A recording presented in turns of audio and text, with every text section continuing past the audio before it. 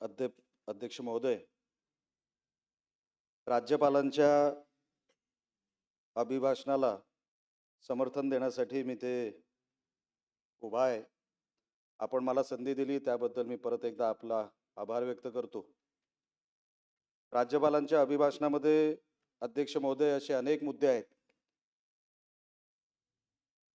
त्याच्यामध्ये सातत्याने या सभागृहामध्ये जेव्हापासून अभिभाषणावर चर्चा होते तेव्हापासून मी ऐकतोय अनेक करार जे काही झाले त्याच्यामध्ये उल्लेख डावोसचा झाला. काही त्या बाकांवर काही म्हणजे एका सदस्यांनी ते डावोस म्हणत होते की डिवोर्स म्हणत होते, मला काही लक्षात आलेलं नाही. पण डावोसवर आणि त्या एमओयू मध्ये झालेल्या त्या सगळ्या ॲग्रीमेंटमध्ये अनेक ॲग्रीमेंट या त्याचा उल्लेख या अभिभाषणामध्ये आहे. इंडियन मॅरिटाईम वीकमध्ये जे 2025 मध्ये झालं त्याच्यामध्ये 56,000 करोडचे एमओयू साईन झालेले आहेत. मी सगळ्याच एमओयूचा उल्लेख करणार नाही, त्याच्यामध्ये MIDC खातं पण आहे. खरं तर राज्यपालांचं अभिभाषण हे पुढची दिशा देत असतं, तसंच बजेट पण असतं. जे डायरेक्ट आपला सरकार कुठल्या डायरेक्शनने जाणार ते डायरेक्शन देण्याचं काम राज्यपालांचं अभिभाषण करत असतं. सगळ्याच विषयांवर स्पर्श करण्याचं काम महामहिम राज्यपालांनी केलेलं आहे. त्याबद्दल मी त्यांचं जाहीर कौतुक देखील करतो. त्याच्यामध्ये 30 लाख करोडचे एमओयू साईन झालेले आहेत. डावोसमध्ये याचाही उल्लेख झाला. त्याच्यावरती खिल्ली उडवली गेली. मला कळत नाही अध्यक्ष महोदय, डावोसमध्ये काही मंत्री आजच गेले किंवा ह्या सरकारमध्येच गेले? ह्याच्या अगोदर कोण मंत्री गेलेच नाहीत डावोसमध्ये.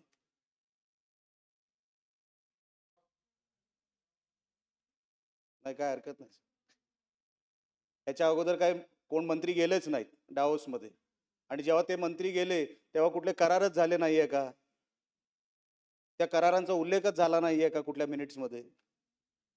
पण आपण बोलायचं म्हणून बोलतो आणि ऐकायचं म्हणून या सभागृहात आमच्यासारखे नवीन सदस्य ऐकतायत. पण ठीक आहे. त्याच्यामध्ये FDIचा उल्लेख झाला. महाराष्ट्रामध्ये देशामध्ये महाराष्ट्र हा एक नंबरचा राज्य FDI जमवण्यामध्ये त्याचा उल्लेख आता ह्याच्यामध्ये झालेला आहे राज्यपालांच्या अभिभाषणामध्ये.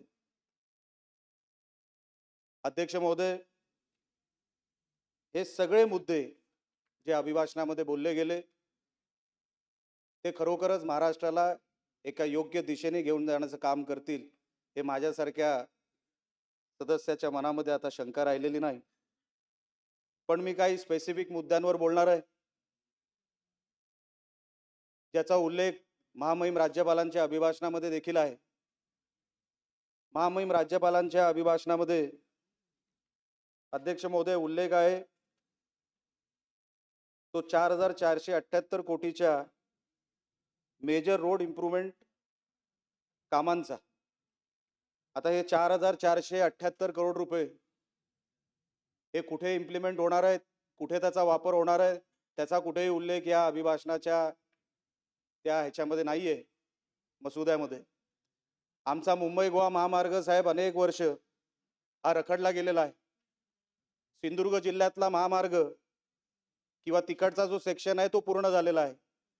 रत्नागिरी आणि काही प्रमाणामध्ये रायगड एवढाच महामार्ग आता शिल्लक आहे. मला असं वाटतं निकम साहेब 100 किलोमीटरच्या आत महामार्गाचं काम आता राहिलं असेल. ते कधी पूर्ण होणार, त्याच्यासाठी हा पैसा वापरला जाईल का? कारण का 4,478 करोड रुपये त्याच्यामध्ये आम्हाला 800,000 करोड रुपये जरी दिले तरी निकम साहेब आपला हा महामार्गाचा प्रश्न मार्गी लागू शकतो. सिंधुदुर्गाचं काम पूर्ण झालेलं आहे. रत्नागिरी आणि काही प्रमाणामध्ये रायगडचं राहिलेलं आहे. तर जर मुंबई गोवा महामार्गाचं काम महामहिम राज्यपाल जसं म्हणतायत त्यांच्या मनोगतामध्ये ज्याचा उल्लेख झालेला आहे त्या 4,478 कोटीमध्ये मेजर रोड इम्प्रूव्हमेंट मध्ये जर हे घेतलं तर आमचं मुंबई गोवा महामार्ग 100% पूर्ण होईल आणि आमच्या कोकणवासियांवर फार मोठे उपकार होतील या सरकारचे. अनेक वर्ष तो रस्ता रखडलेला आहे अध्यक्ष महोदय. कोण उत्तर द्यायला तयार नाही. आता तरी सरकारने त्याच्यावरती उत्तर द्यावं आणि मुंबई गोवा महामार्ग ह्या 4,478 कोटीमध्ये आम्हाला ते मिळणार का, एवढं फक्त सरकारने या निमित्ताने आम्हाला सांगावं. दुसरा विषय आमचा साहेब अतिशय महत्त्वाचा, काजू उत्पादक हे मिनिमम सपोर्ट प्राइसच्या चौकटीत पडत नाही. काजू उत्पादक जे आहेत ते जेव्हा लागवड करतात, शेती करतात, त्यांना कोणाचाही आधार नाही. अनेक शिकलेली मुलं, माझ्या मतदारसंघाचा उल्लेख जर केला, अनेक शिकलेली मुलं मुंबईमधल्या नोकऱ्या सोडून तिथे काजू लागवड करण्यासाठी आपल्या गावाकडे गेलेले आहेत अध्यक्ष महोदय. आज परिस्थिती त्यांच्यावर काय झाली आहे. मिनिमम सपोर्ट प्राइसच्या चौकटीमध्ये आपला काजू पडत नाही किंवा नारळ नाही. काजू लागवड आणि नारळ, खास करून काजू.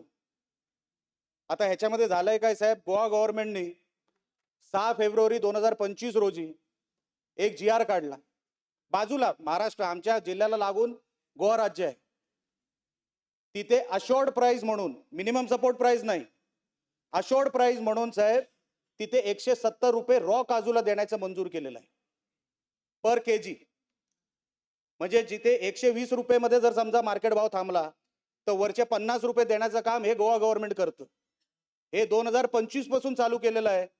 आणि आजचा जो काजू उत्पादक आहे माझ्या जिल्ह्यामध्ये, कदाचित रत्नागिरी जिल्ह्यामध्ये पण तीच परिस्थिती असावी साहेब. काजू उत्पादक हा पूर्णपणे रसातळाला गेलेला आहे. बरबाद झाली काजूची लागवड. आता जे हवामान बदललं अध्यक्ष महोदय, त्याच्यामध्ये काजू हा शून्यावर गेला. काजू उत्पादक शेतकरी बरबाद झाला. त्याच्यामध्ये काय झालं, काजू उत्पादकाला आता काय चान्सच ठेवला नाही कुठल्याच सरकारनं. आपल्याकडे जो बाहेरून काजू येतो तो आफ्रिकन देशातून येतो अध्यक्ष महोदय. आफ्रिकन देशातून आणलेला काजू इकडच्या आपल्या कॅशू बरोबर तो मिक्स केला जातो. 164 देशांनी GI मानांकन दिलंय साहेब कोकणातल्या काजूसाठी, 164 देशांनी. तरी इकडे आपला काजू आफ्रिकन काजूंबरोबर मिक्स केला जातो, बाजारभाव तुटतो. विषय काय झाला, 2010 पर्यंत काजूवर ड्युटी 18% होती, आज ती 2.5% आली आहे. बाहेरचा जो काय एक्सपोर्टचा माल आपल्याकडे मिक्सिंगसाठी आला, काजू उत्पादक साहेब शून्यावर गेला, 0वर गेला. त्याच्याकडे आता काय नाही शिल्लक राहिलं. सरकारकडे पण मागून काय करणार. ती किमान माझी विनंती अशी आहे अध्यक्ष महोदय, ती जी ड्युटी आपण लावली ती किमान 20% पर्यंत घेऊन जा. म्हणजे आपला जो स्थानिक काजू उत्पादक आहे त्याला कुठेतरी श्वास घ्यायला कुठेतरी जागा मिळेल, कुठेतरी तो आपली शेती करू शकेल. ही चांगली साहेब लोक तिकडे नोकरी धंदे सोडून काजू उत्पादक झालेले आहेत, त्यांना संरक्षण सरकारने द्यावं, एवढं या निमित्ताने मी सरकारकडे मागणी करतो अध्यक्ष महोदय, आपल्या निमित्ताने मागणी करतो. त्याच्यानंतर विषय आहे महामहिम राज्यपालांच्या अभिभाषणामध्ये उल्लेख केलेला आहे की झाडं लावून, अनेक झाडं लावली, करोडची झाडं लावली. आता पुढचा टार्गेट 10 करोड झाडांचा आहे लावण्याचा.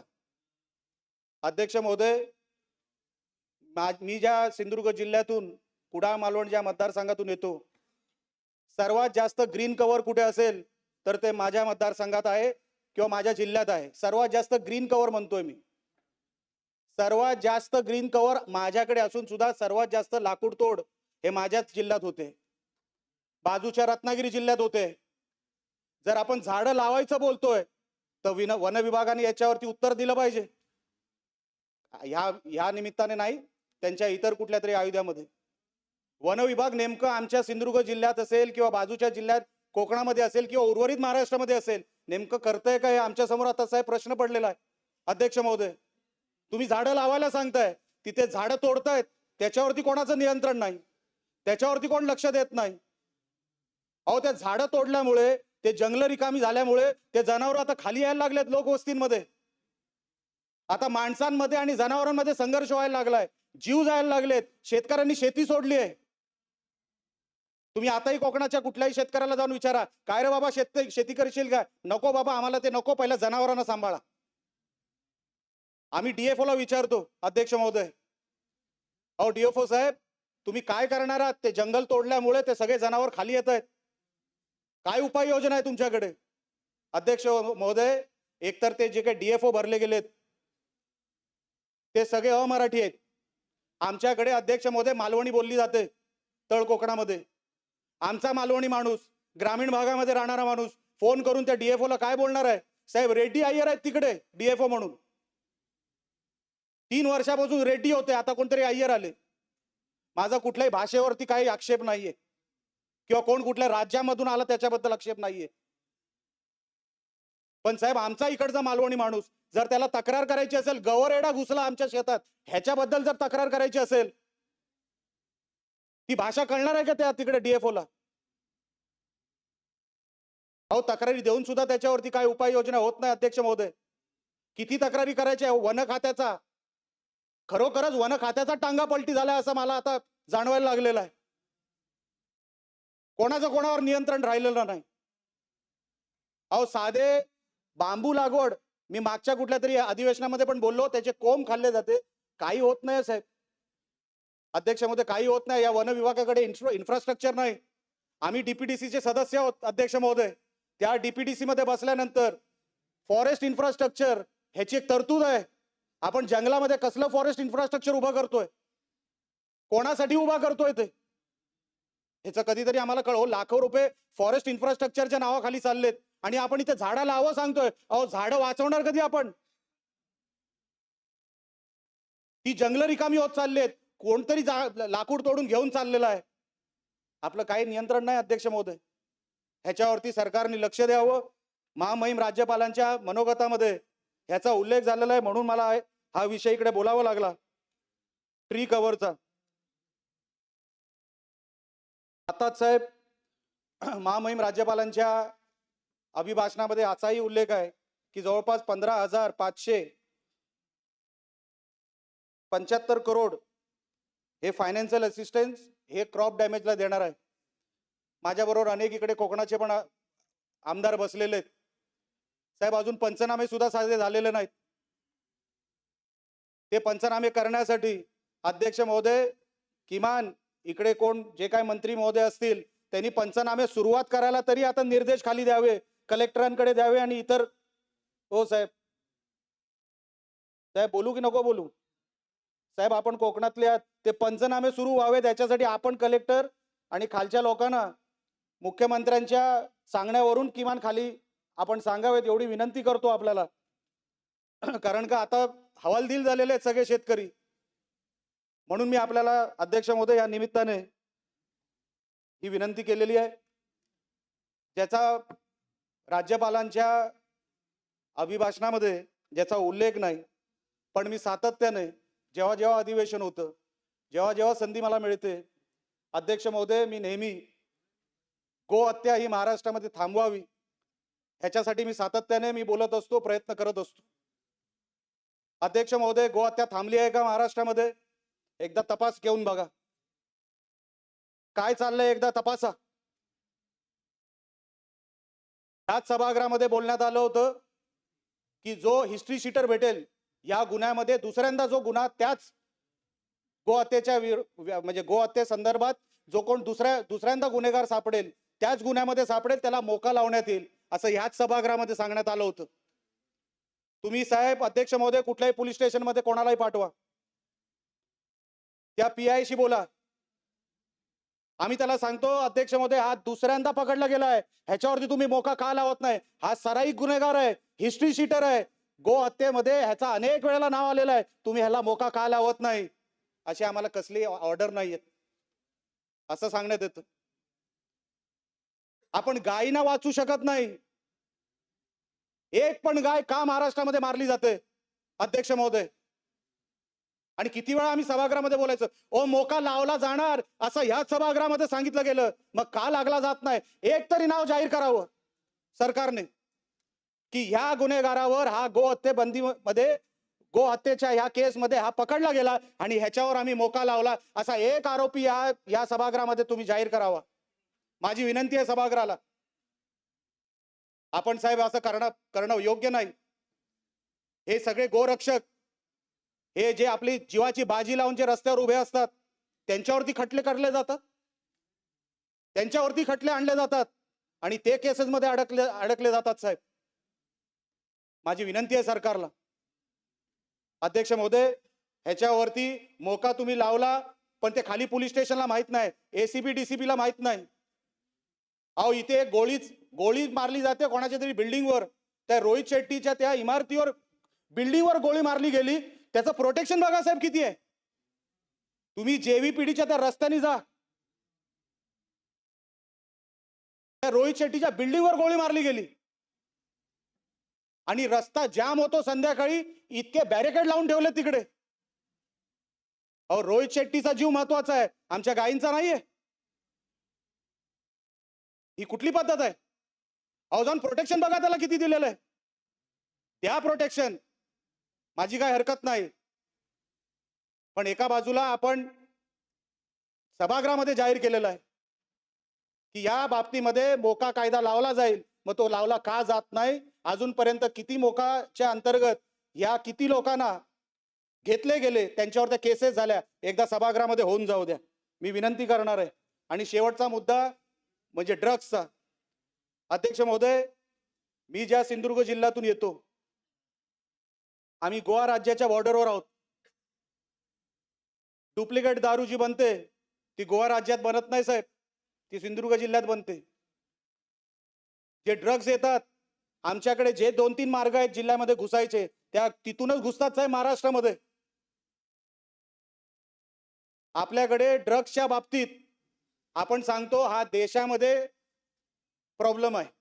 मागच्या कुठल्या तरी एका मी ह्याच्यामध्ये ऐकलं होतं की हा देशामधला प्रॉब्लेम आहे आणि म्हणून आपण त्याच्यावरती उपाययोजना शोधतोय. म्हणजे हे ही सगळी जी काही तरुण पिढी आपली सगळी वाया गेल्या. हो सिंधुदुर्गामध्ये किती केसेस ड्रग्ज ओव्हरडोस मध्ये, तरुण 21-22 वर्षाची पोरं मेली ड्रग्ज ओव्हरडोस मध्ये. आता गोवा राज्यामध्ये कुठली पार्टी बंद होते, ती कुठेतरी आतमध्ये घुसवले जातात ड्रग्ज आणि तिथून मग परत पार्टी असताना तिथे परत पाठवले जातात.